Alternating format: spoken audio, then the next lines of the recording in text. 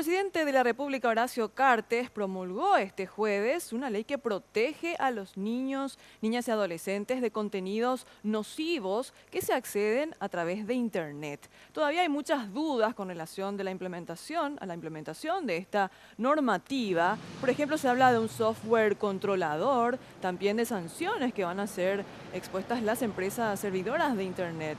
Sergio, contanos más sobre este tema. Así es, muchas gracias. Y bueno, con esta ley lo que se busca ahora es reforzar la ley existente de control a los niños y adolescentes en el acceso a contenidos nocivos. Esta ley actual de protección de contenidos nocivos busca ahora que las operadoras y suministradoras de Internet suministren obligatoriamente a sus clientes software para que puedan hacer controles y monitoreo de qué tipo de contenidos acceden, que comúnmente, como sabemos, son contenidos nocivos de violencia, de incitar a actos violentos y también contenidos pornográficos que básicamente están afectando a los más pequeños que no poseen controles para poder acceder a Internet a contenidos negativos específicamente.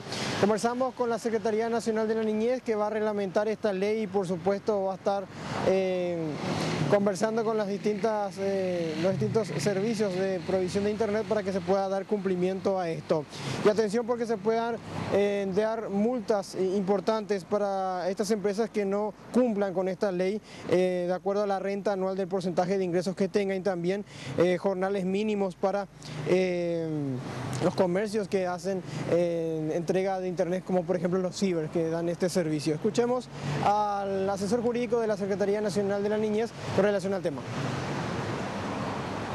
No se contaba con un marco normativo que determine, digamos, cuáles son esos contenidos, qué tipo de especificaciones tienen que tener estos software de filtrado de información. Y lo que el objetivo primordial de la ley consistiría en la protección de los niños, niñas y adolescentes de aquellos contenidos que pudieran ser nocivos para su desarrollo, que pudieran perjudicar, digamos, a los niños. No podemos desconocer que hoy en día el uso de las tecnologías de la comunicación y de Internet en particular, digamos que es un ámbito natural en el que se mueven niños, niñas y adolescentes.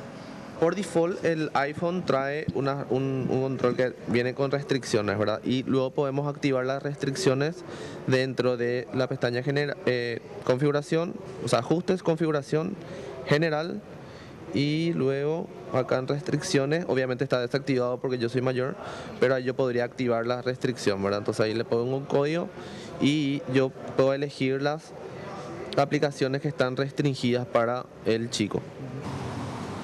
La mayor responsabilidad cae sobre los padres, que tienen que de una u otra forma poder hacer los controles rigurosos y filtrar a qué tipo de información accede o contenido nocivo hablamos de sus hijos. También en los espacios públicos se va a tener que tener esta herramienta que aún está en discusión dentro de la CENATIC con los diferentes actores de cuál sería el software.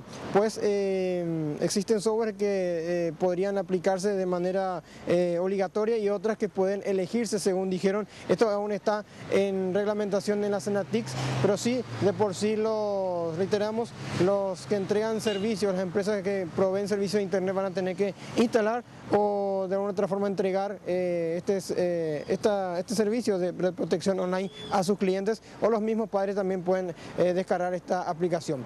Es lo que podemos informar con relación a esta ley, que tienen por supuesto 180 días para reglamentarse totalmente y ya aplicarse los controles. Y atiendan bien que si padres no cumplen, las personas son descubiertas e investigadas, podrían tener también participación la Fiscalía para poder ser imputadas estas personas. Volvemos con ustedes. Muchas gracias, Sergio Valdés, por estos temas, darnos estos datos muy interesantes e importantes también. Entonces recordemos que las empresas que proveen el servicio de Internet a las familias van a ser sancionadas con multas por la CONATEL si es que no se adecuan a esta disposición.